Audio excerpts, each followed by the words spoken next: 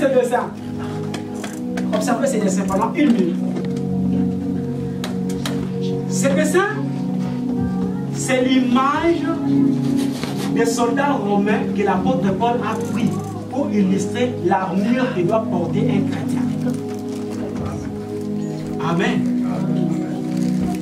La première des choses, nous voyons le casque, nous voyons la cuirasse, nous voyons le bouclier, nous voyons la ceinture, nous voyons l'épée et le chaussure. Amen. Maintenant, nous allons aller pas à pas pour voir chaque instrument, quelle est l'importance et comment les utiliser.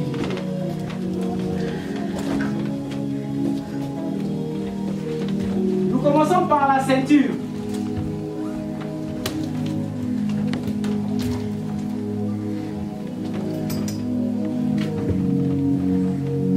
Bien-aimé,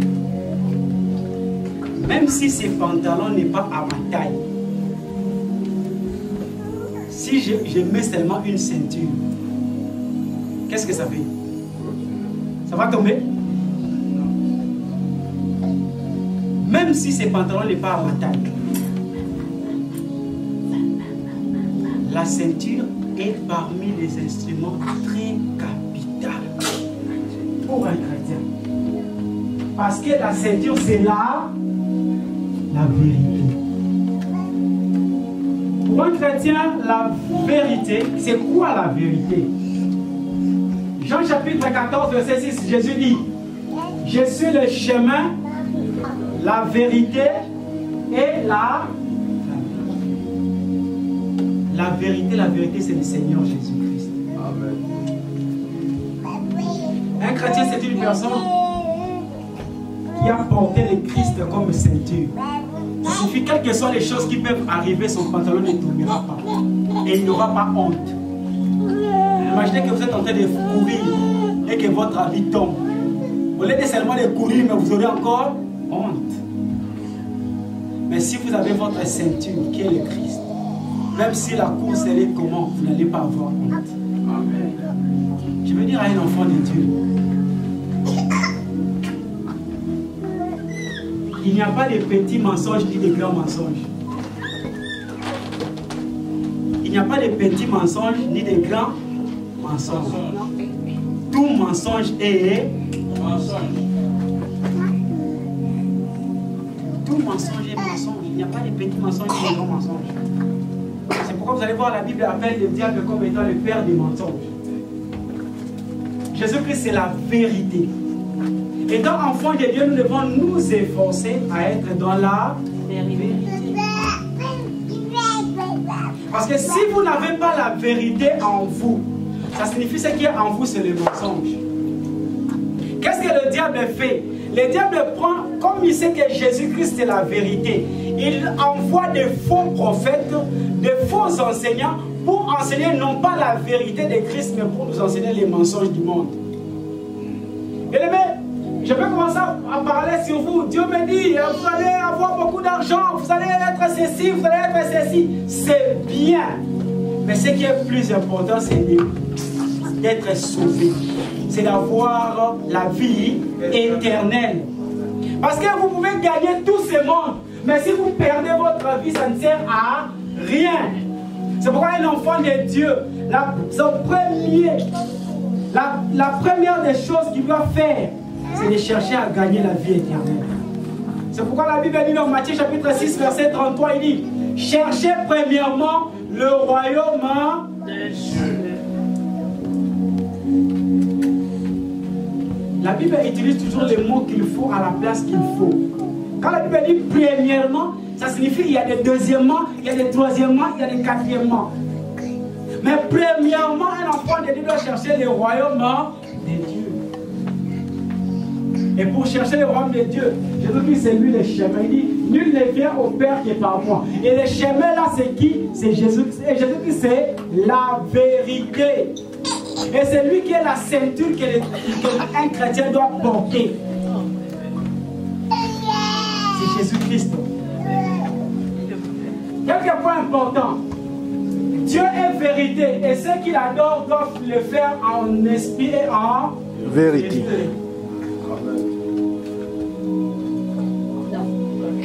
Dieu est vérité. Ceux qui l'adorent doivent l'adorer en esprit et en vérité. En esprit d'abord. Parce que Dieu est esprit.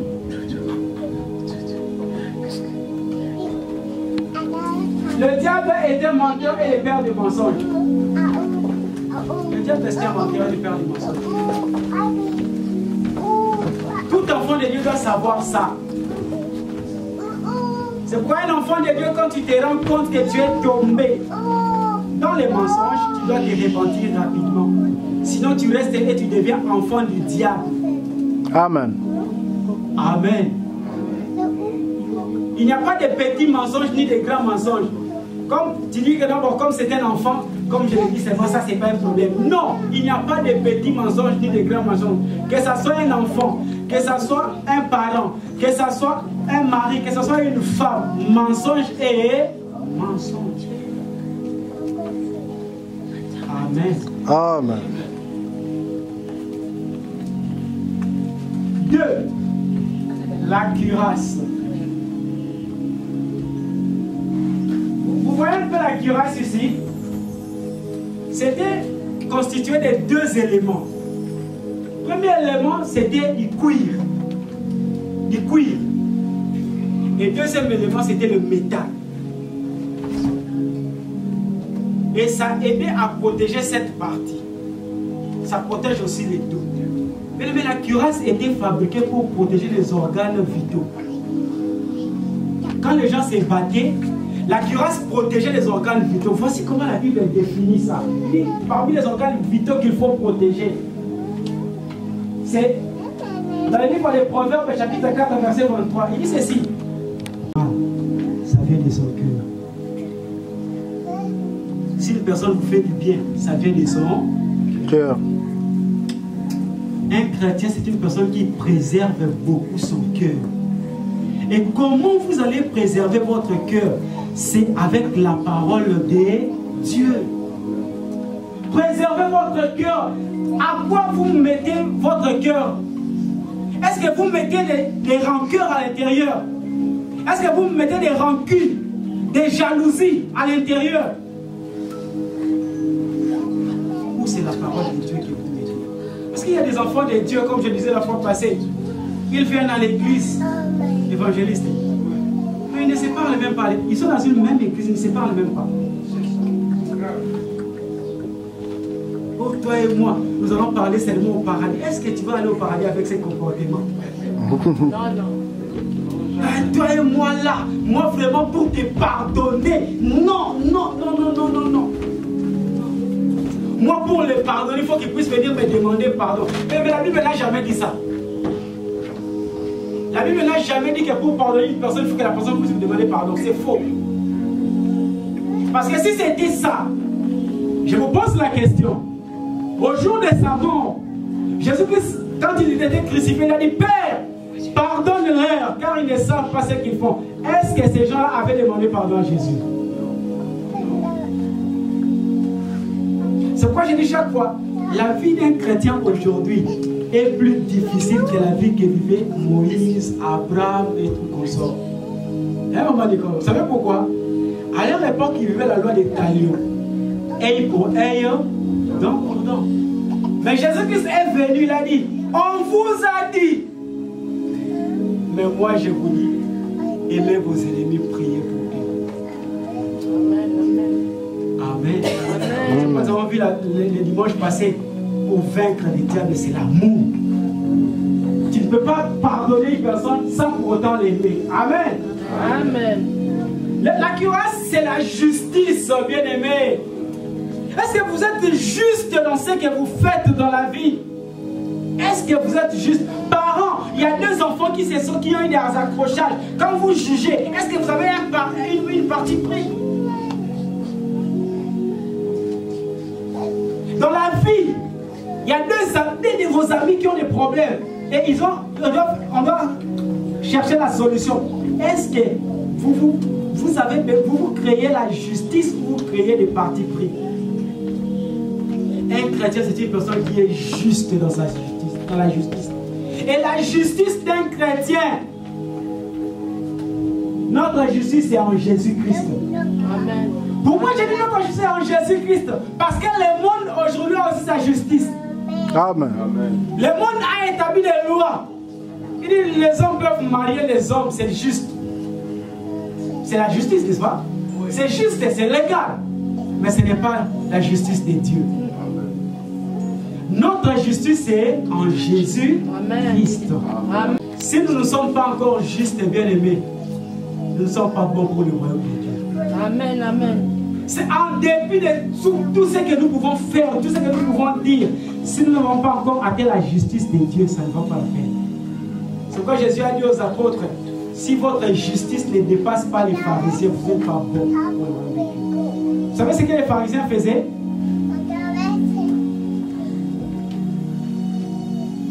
Ancien a des accrochages avec ma soeur ici. Ils viennent chez moi les pharisiens, ok? Ancien parle, ma soeur parle. Je les écoute, je les dis, bon, ça va, j'ai compris, j'ai entendu. Allez, revenez demain. Le soir, l'ancien vient me voir la nuit, il dit, ben, toi tu es mon ami, non? Il peut pas, non, je sais, c'est pourquoi j'ai renvoyé les dossiers. Quand il vient demain, il dit, mais c'est toi qui es fautif. Voici tel. Il dit, mais c'est pas vrai. Il dit, c'est toi qui es directement, la chose est clos comme ça. Je vais dire à un enfant de Dieu, tant que ta justice ne dépasse pas la justice de ce monde, tu n'es pas digne d'un enfant de Dieu. Un enfant de Dieu, c'est une personne qui est capable de mettre ses sentiments et ses émotions de côté pour faire promouvoir la vérité.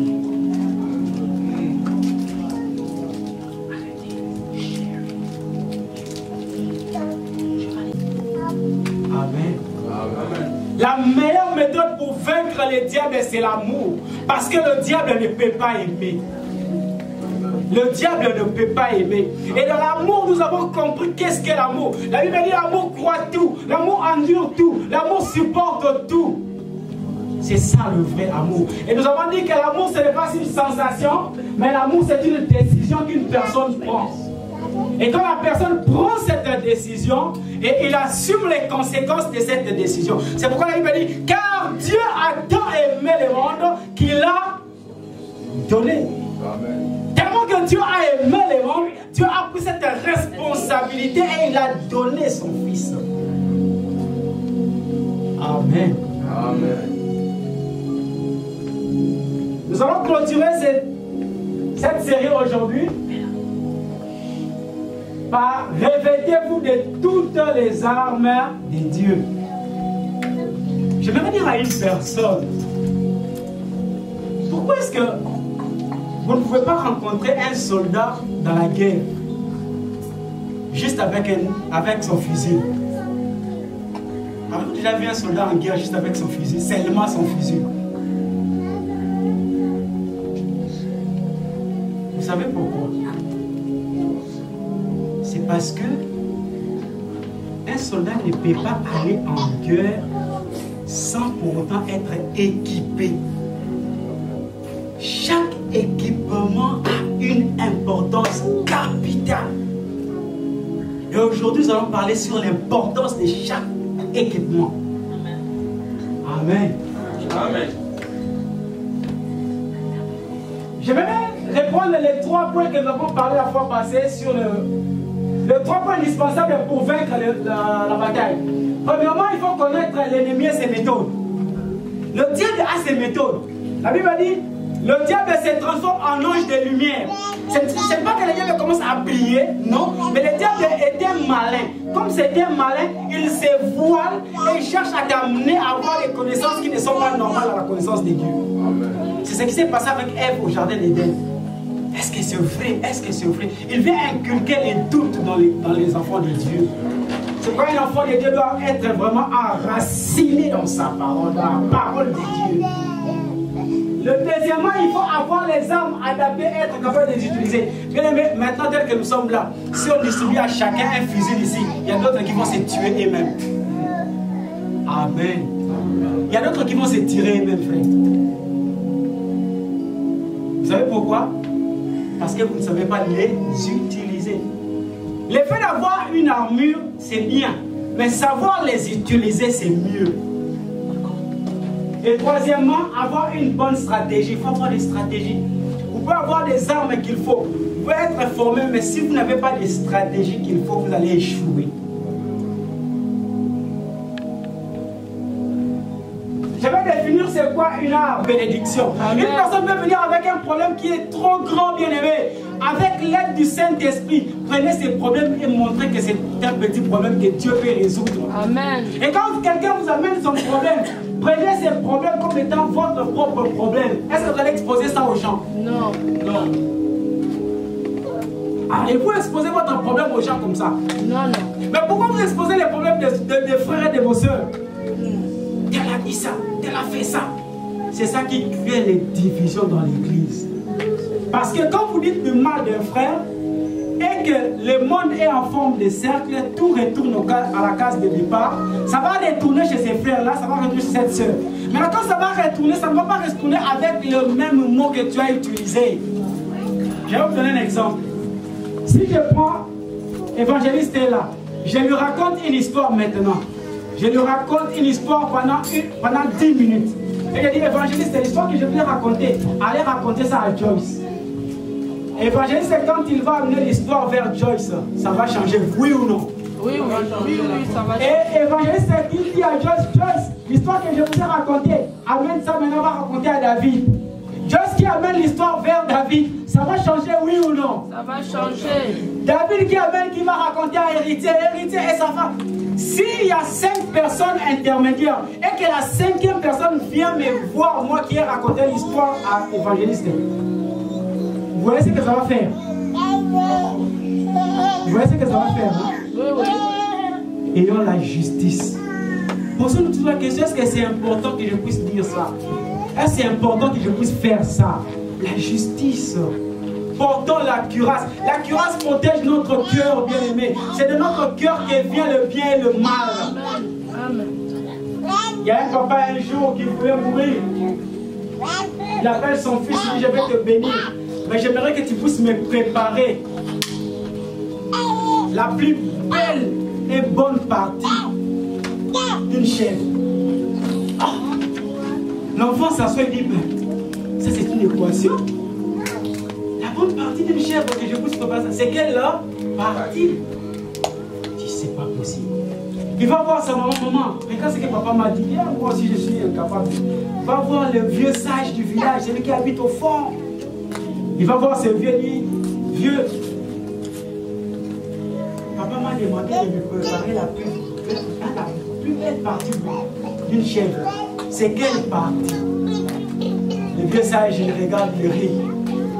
Prends le cœur de cette chèvre et prépare pour ton pays. Amen. Amen. L'enfant prend seulement le cœur, il prépare, il amène au papa, le papa mange, il sourit. Mais papa béni me dit non, après 2 jours. Après 2 jours, l'enfant dit non, va maintenant me chercher la plus mauvaise partie du chèvre et prépare-moi. Amen. L'enfant il fait ça, papa me cherche des problèmes là. Il va chez maman, maman dit moi, ça, les choses là, c'est pas mon niveau. Retourne chez les vieux là. Il va chez les vieux, écoute, papa a changé encore, il dit que je puisse te préparer la partie là. Il prend seulement les cœurs, il prépare encore. Amen. Amen. Il prend encore les cœurs, il prépare, il amène, papa il dit je te bénis parce que tu as compris. Dans tout être humain, le mal et le bien viennent de son cœur. C'est pourquoi la Bible dit protège ton cœur. Protège ton cœur. Il suffit seulement que tu puisses exposer ton cœur à la jalousie. C'est fini, tu es devenu jaloux. Si tu exposes ton cœur aux rancunes, tu es devenu rancunier. Même des petites choses que les gens peuvent faire, que tu peux parler facilement, tu dis que non, moi il va voir. Mais si tu exposes ton cœur à l'amour, qui est le Seigneur Jésus-Christ. Quand quelqu'un te fait du mal, tu dis non, ce n'est pas lui. C'est une erreur qu'il a commise. Non, ce n'est pas lui. Je ne suis pas sûr que David peut faire ça. Non, non, non. Ce n'est pas David. Mais l'évangile dit, c'est lui qui a fait ça. Il dit non, je connais David. Peut-être que c'est par erreur qu'il a dit ça. Ce n'est pas lui. Amen. Et pourtant, c'est lui qui a dit ça. Mais par amour. Amen. Amen. Est-ce que ces gens-là ne savaient pas qu'ils tuaient Jésus? Mais pourquoi il a dit Père, pardonne-leur parce qu'ils ne savent pas ce qu'il faut? c'est par amour. Amen. Amen.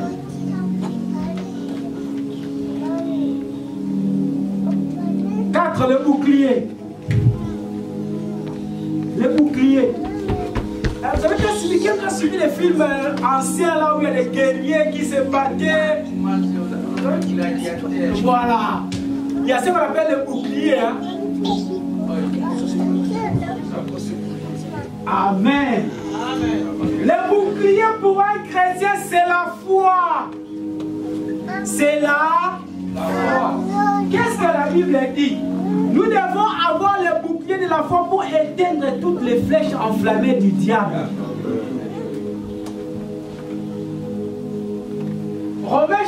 Commençons par 2 Corinthiens. 2 Corinthiens chapitre 5, verset 7, la Bible dit: car nous marchons par la foi et non par la vie, non par la vie. Je vais expliquer ça. Vous savez, l'ennemi de votre foi, l'ennemi de votre foi, c'est ce que vos yeux vous font voir. Amen. L'ennemi de votre foi, c'est ce que les yeux vous font voir. C'est pourquoi le diable joue avec nous facilement. Le diable te montre que cette maladie, tu ne vas pas guérir avec, parce que ce sont ce que les médecins ont dit.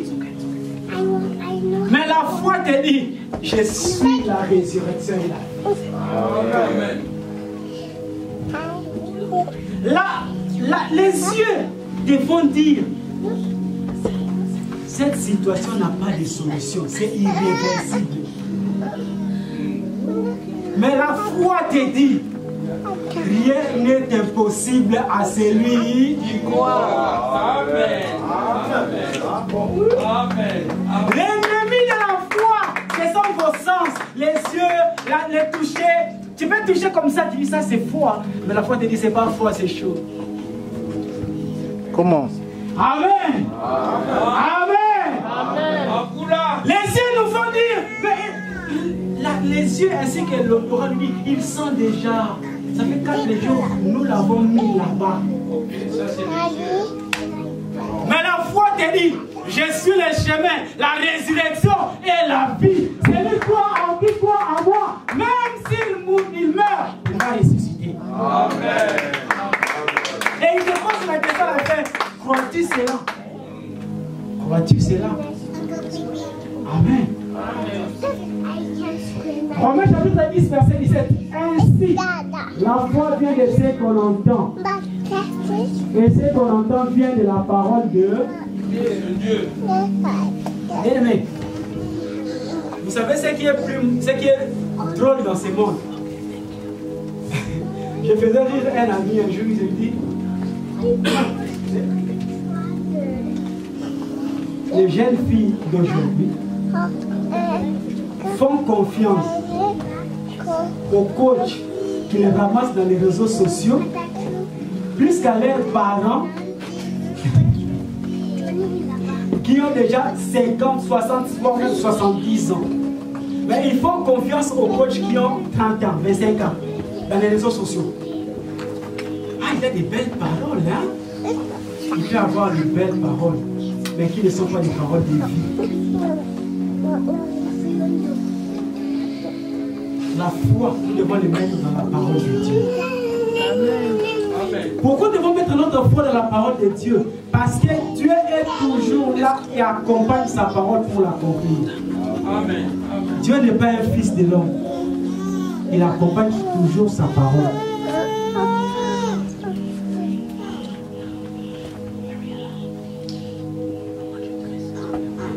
L'ennemi de la foi, c'est la vue. La foi est la seule armure capable de protéger tout le corps. Bien-aimé, quand les soldats vont en guerre,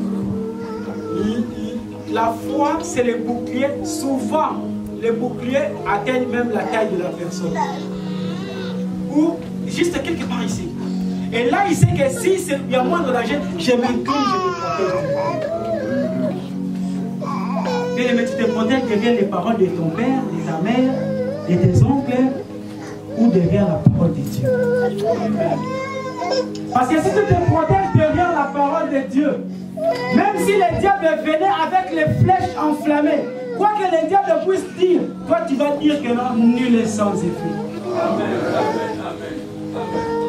Tu peux me dire, tu me dis, ah, cette maladie, il y a ceci, il y a déjà 5 personnes qui sont mortes avec ça, il y a déjà ceci. Moi je te dis, moi je sais celui en qui j'ai cru. Amen. C'est par ces meurtrissures que moi j'ai été guéri de tout.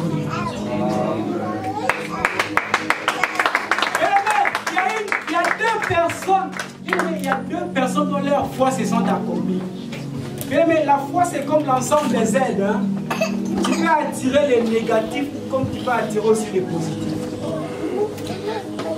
Je vais m'expliquer. Il y a une personne qu'on appelle Samson. Il a été arrêté par les Philistins. Et maintenant on devait l'abattre. On l'a mis là-bas pour qu'il puisse jouer avec les Philistins. On s'est moqué de lui. Vous savez ce que Samson a dit? Que je meurs avec les Philistins. Et comme il a demandé ça parfois, il est mort aussi avec les Philistins. Mais il y a une personne qui était aussi arrêtée par les Philistins. C'était le roi David. Lui, il a dit, moi je ne mourrai pas, je vivrai et je raconterai les merveilles de l'Éternel. Mais quelle que soit la situation qui t'arrive dans la vie, répète seulement, moi je ne mourrai pas, je vivrai, j'annoncerai les merveilles de l'Éternel. Mais le diable dans sa malignité, qu'est-ce qu'il fait? Il nous amène à être contre le mur. Quand il nous amène à être contre le mur, c'est qu'ils ne vont pas bouger. Et comme nous ne pouvons pas bouger, qu'est-ce qu'il fait? Il nous envoie maintenant ses acolytes pour venir nous donner les propositions dangereuses. Amen. Et tu vois, par rapport à cette situation, moi je connais quelqu'un. Moi je connais quelqu'un. C'est pas grave, moi je connais quelqu'un qui peut faire ça facilement. Il faut être encouragé, dites arrière de moi Satan. Amen. Faut être encouragé. Toute proposition qui ne cadre pas avec la parole de Dieu, dites seulement arrière de moi.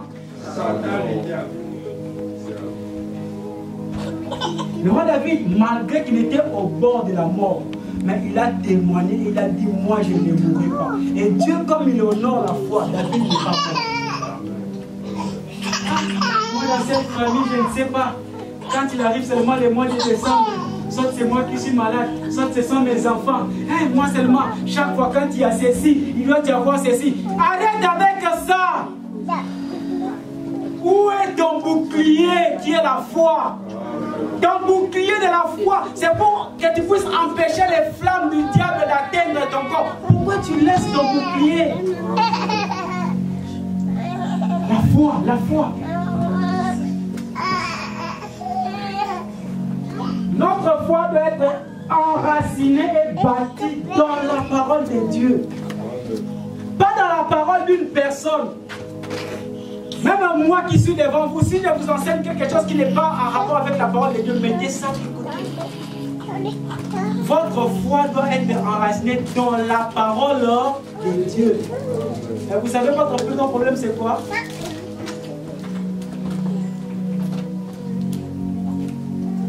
Vous attendez seulement les dimanches que je puisse lire pour vous les versets bibliques.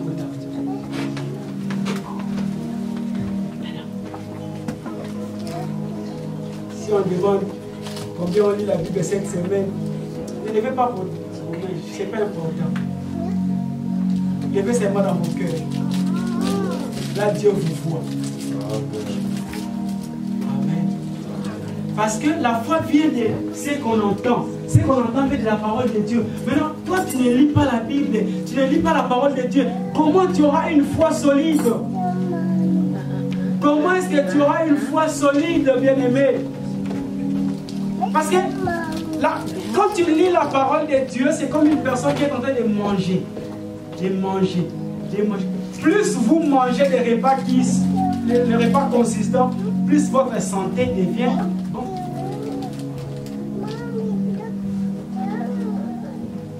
La foi vient de ce qu'on entend. Ne permettez pas à n'importe qui de glisser n'importe quoi dans vos oreilles. Je vais dire à une personne bien aimée, toute parole d'homme est une sémence. Amen. Toute parole est une sémence. Quand ça entre à toi, ça va aller commencer à germer petit à petit. Petit à petit. Parce que c'est comme ça que Dieu a créé l'homme. Je vais te dire quelque chose. Tu peux me dire quelque chose aujourd'hui? Je vais juste... C'est comme si je n'ai pas entendu ça. Mais quand je vais aller à la maison, je m'assois. Je commence à repenser à ça.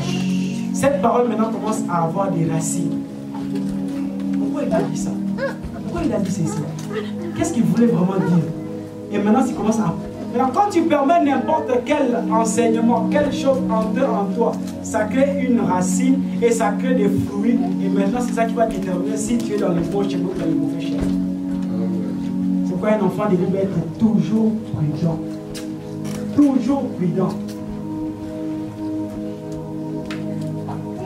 5, c'est le casque, c'est l'espérance du salut.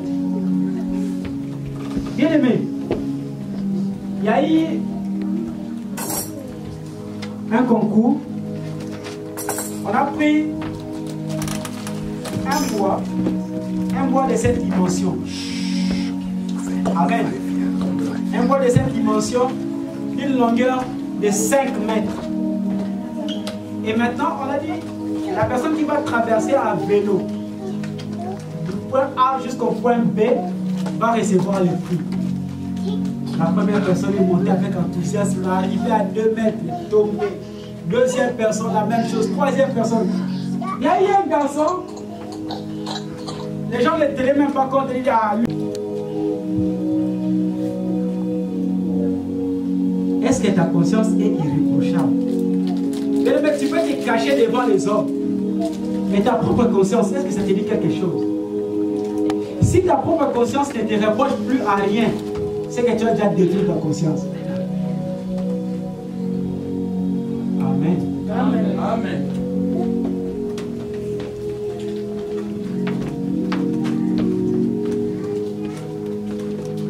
Un chrétien doit être juste dans sa façon de parler, d'agir et de penser. Quand tu parles, quand tu agis et quand tu réfléchis, est-ce que tu es juste?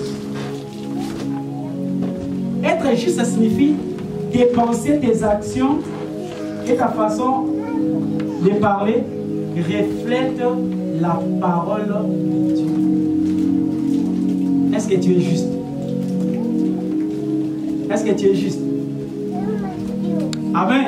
Amen. Est-ce que tu es juste? Amen. Amen. Amen. 3. Les chaussures.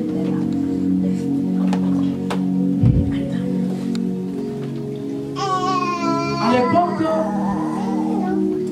même aujourd'hui, imaginez qu'on puisse vous dire de vous promener toute la journée sans chaussures. Comment est-ce que vous allez vous sentir? Mal à l'aise. Amen. Amen. Comment vous allez vous sentir? Mal à l'aise. Mal à l'aise. Vous risquerez d'aller même piétiner les épines. L'apôtre Paul dit que tout chrétien doit porter les chaussures. Et les chaussures là que nous devons porter, c'est les ailes qui donnent l'évangile de la paix. Évangéliste, il y a des personnes ici qui ont les ailes seulement pour propager des calomnies. Est-ce que quand il toque à la porte, dès que vous venez directement, évangéliste, est-ce que tu sais ce qui s'est passé à quel endroit? Mais ton problème, c'est tu sais ce qui s'est fait là-bas. Un enfant de Dieu, c'est une personne qui est zélée pour annoncer la bonne nouvelle. Aujourd'hui, comme on ne se promène plus dans les maisons, on a créé des groupes de WhatsApp. Est-ce que nous prenons le temps de glisser ne serait-ce qu'un message de consolation? Est-ce que nous prenons le temps de laisser ne fût-ce qu'un message pour adoucir un cœur qui est blessé? Ou nous sommes là juste pour qu'elle a fait ça, qu'elle a dit ça, qu'elle est allée là-bas, qu'elle a acheté ceci. Mais nous devons être zélés par l'évangile de la paix. Aujourd'hui, le monde est dans le tourment. Les gens sont surchargés par des problèmes. Nous devons venir avec l'évangile de la paix. Un chrétien, c'est une personne qui vient avec la paix. Quand les gens le voient, ils disent waouh, heureusement que ancien est venu. Heureusement que telle personne est venue. Heureusement que telle personne est venue. Je suis à l'aise de lui poser. Je me pose la question. Est-ce que les gens de votre quartier sont à l'aise de venir vous poser leurs problèmes?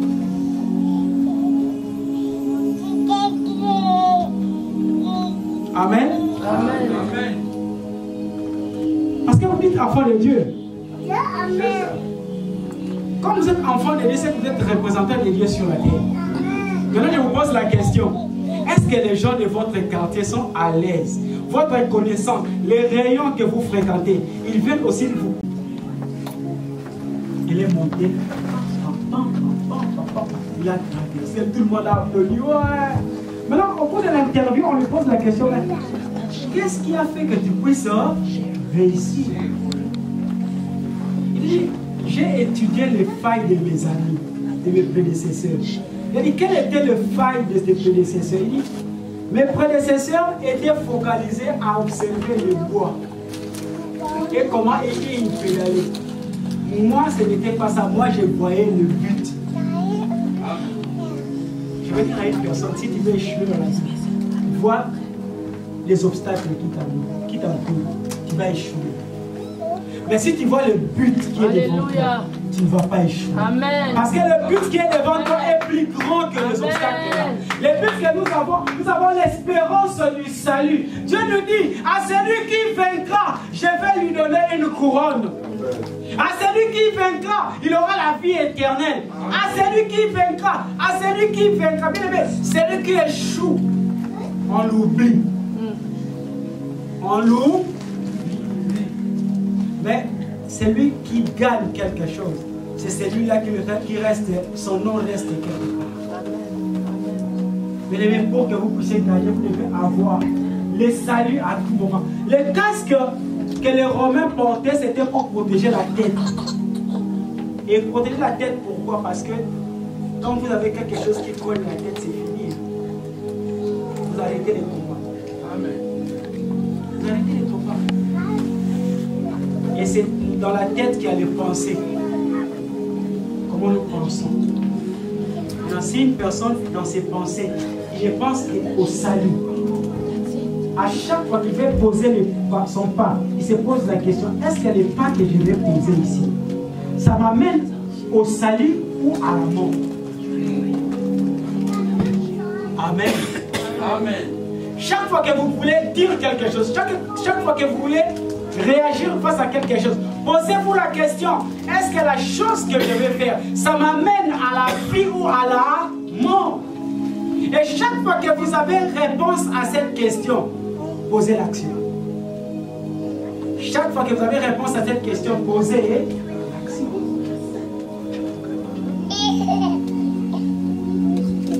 Proverbe chapitre 23, verset 5 à 6, la Bible dit ce qui suit.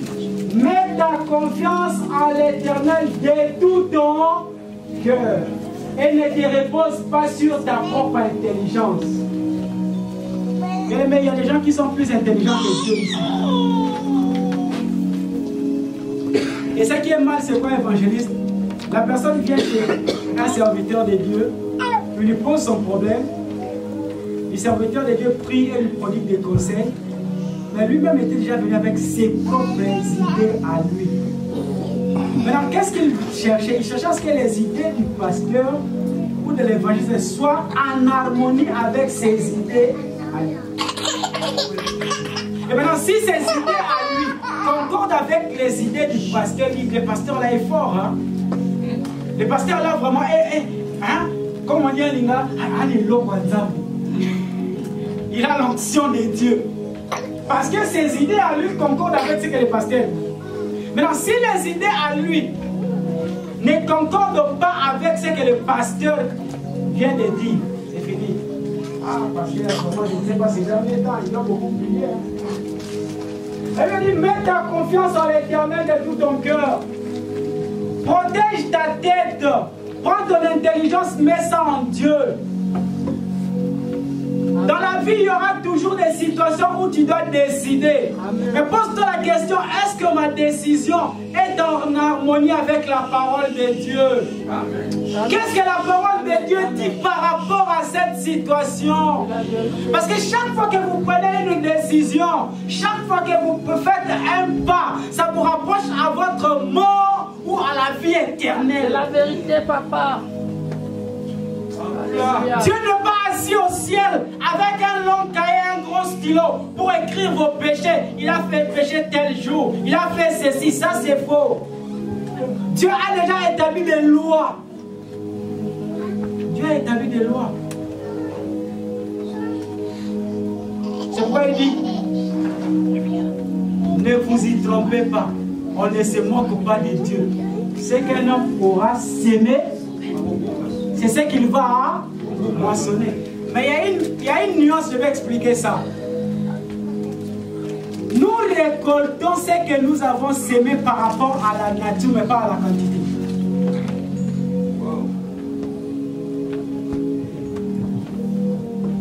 Vous ne m'avez pas compris, je reprends. Nous récoltons toujours ce que nous avons sémé par rapport à la nature, mais pas la même quantité. Si tu as semé les arachides, tu vas récolter les arachides. Mais si tu as semé un bol, tu peux récolter 5 bols, 6 bols. Voire même 10 bols. Ça dépend de la terre. C'est pourquoi la Bible dit, celui qui sème le vent récolte la tempête et le vent sont les éléments de la même nature. Mais la puissance qui est différente. Amen.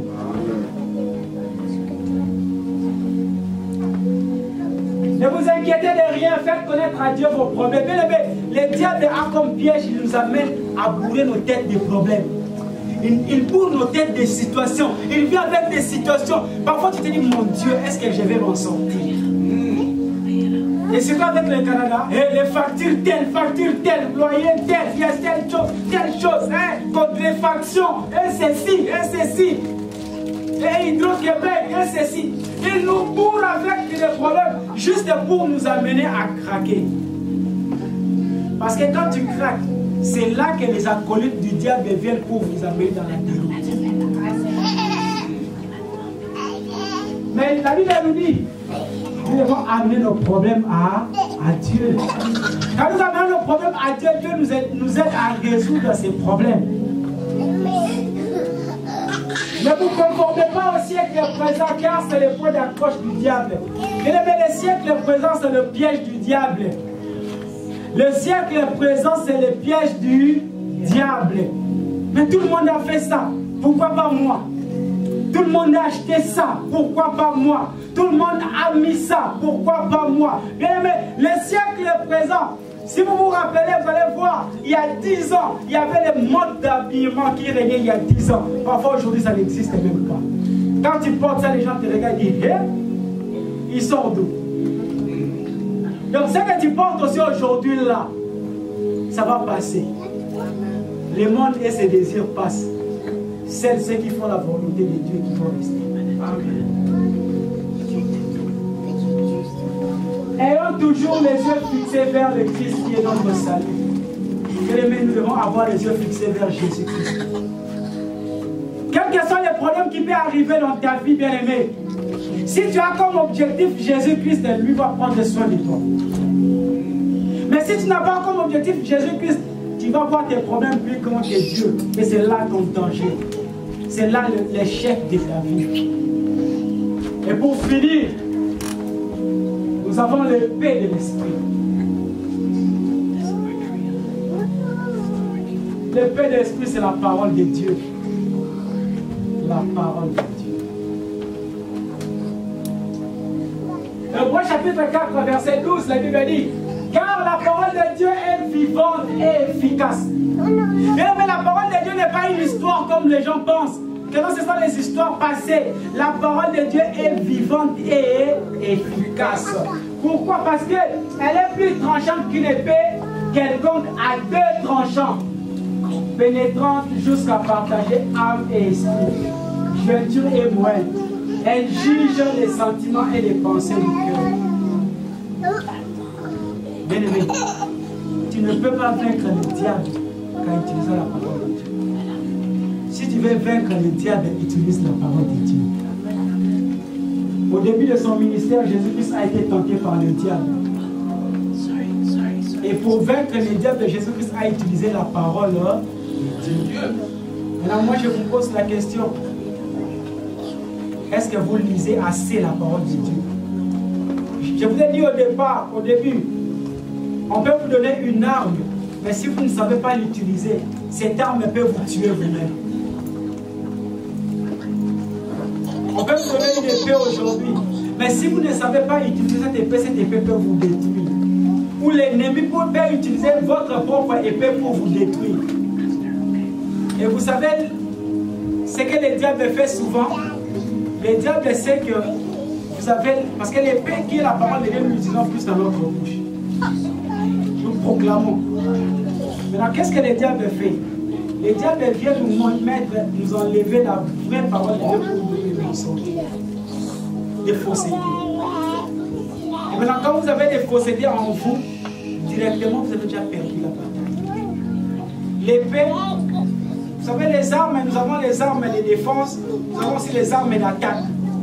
L'épée lui-même est comme une arme de défense et une arme d'attaque. L'épée. Quand on vous attaque, vous pouvez parader avec l'épée. Et vous pouvez attaquer avec l'épée. La parole de Dieu, bien aimé, c'est l'épée à double tranchant. Jésus-Christ a utilisé la parole de Dieu pour vaincre les diables. Il est écrit. Il est écrit. Le diable a compris que Jésus-Christ connaissait, il est écrit. Maintenant, le diable est venu aussi avec il est écrit, avec une définition différente. Ah, frère. Seulement à cause d'un verre. C'est un problème. Hein? Un verre seulement. C'est pas grave. C'est pas grave, un verre seulement.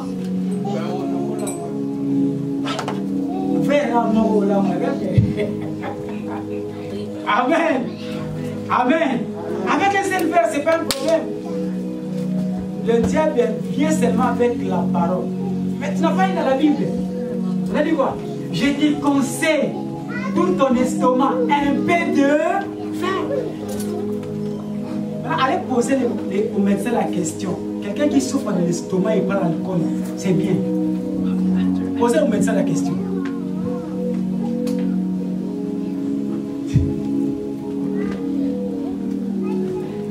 Il faut comprendre que dans les temps bibliques, il y avait le vin alcoolique et le vin non alcoolique. Il y avait des vins enivrants et des vins non enivrants. Et dans la Bible, la plupart des cas, quand on parle de vins enivrants, on précise. On précise. Amen. Pour gagner, nous devons combattre les diables avec la parole de Dieu. Nous devons à tout moment et à chaque instant nous tenir à ce que la parole de Dieu dit. Bien aimé, si tu veux vaincre, mets-toi seulement à la position que la parole de Dieu dit. Si tu es là où la parole de Dieu te dit d'être, tu as déjà gagné la bataille. Mais si tu es en dehors de la parole de Dieu, tu as déjà perdu quels que soient les efforts que tu vas fournir. C'est pourquoi quand Pierre a pêché toute la nuit sans attraper un poisson, quand le matin est venu et que la parole de Dieu est sortie, il a dit, Seigneur, j'ai pêché toute la nuit, je n'ai pas attrapé. Mais sur ta parole,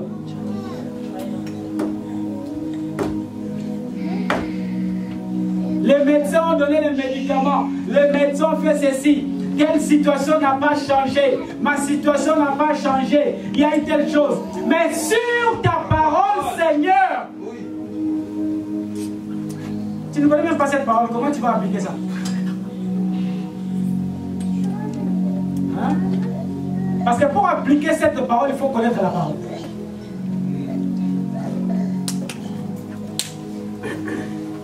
Dieu n'est pas un fils de l'homme pour mentir, sa parole est vraie et éternelle. Il dit, le ciel et la terre peuvent passer, mais ma parole ne passera Jamais, jamais de la vie.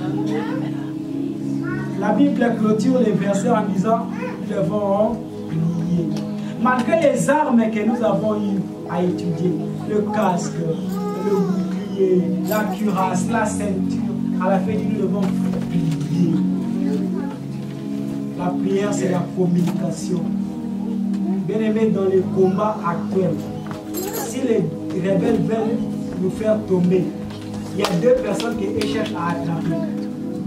La première personne, c'est la personne qui transporte la radio. Parce que c'est la radio là qui vous met en contact avec le central et qui vous donne la position des rebelles. Amen. La deuxième personne, c'est le commandant. Celui qui a la radio écoute, puis au commandant, ils ont dit c'est le commandant maintenant donne les ordres. Quand il dit coucher, tout le monde doit faire quoi? Celui qui reste debout.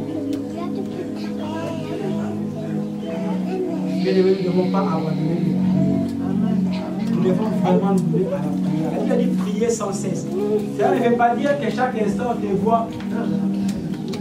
Non, ça signifie juste ayez la pensée pieuse. À tout moment, comme si vous communiquez avec Dieu.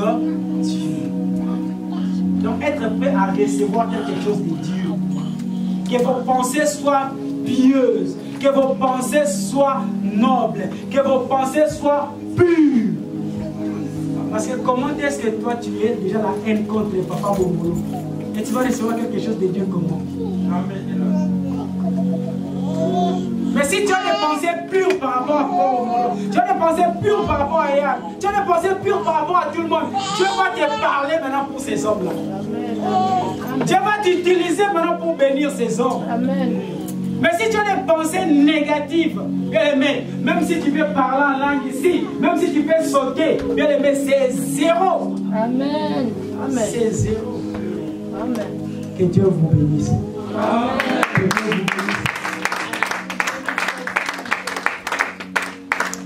Bien aimé, j'aimerais que nous puissions prier. Observe ta vie, bien aimé. Y a-t-il une arme que tu n'as pas dans ta vie? Nous avons vu le cas, c'est du salut. Est-ce que tu as déjà perdu l'espérance?